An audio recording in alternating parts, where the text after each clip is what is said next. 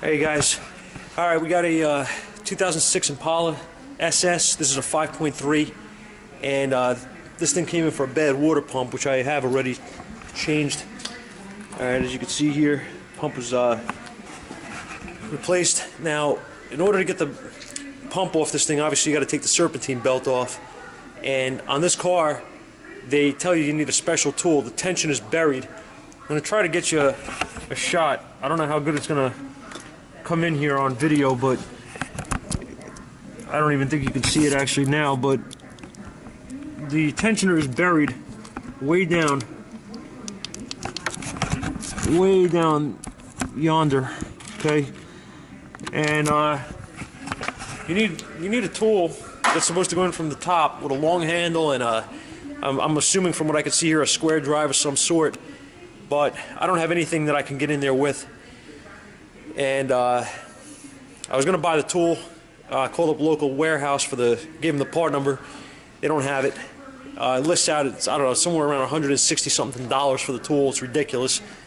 And this is basically where we're at now, changing a belt on a car, you know, for all intents and purposes. But I have to get the belt off, so I wanted to show you guys a quick and easy way to do that on these 5.3s.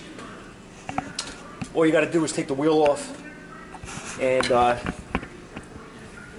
take this access cover off that goes up in here, and you're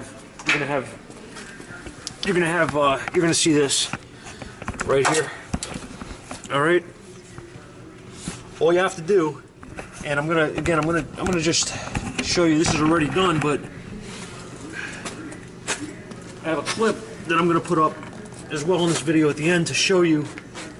We did it, but I'm going to just do it again here. All you have to do is go up in this lip. See where this is here? That's going to stop your bar. Get up above the tensioner and pry down with the bar.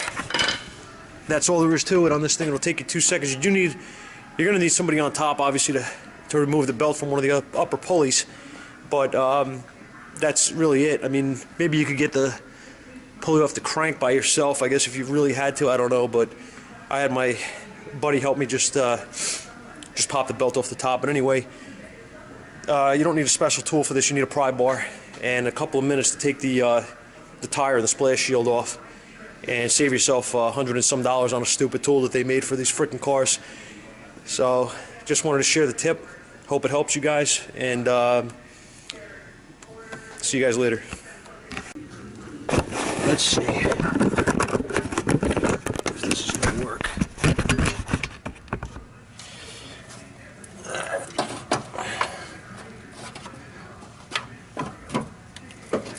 Oh, wait a minute.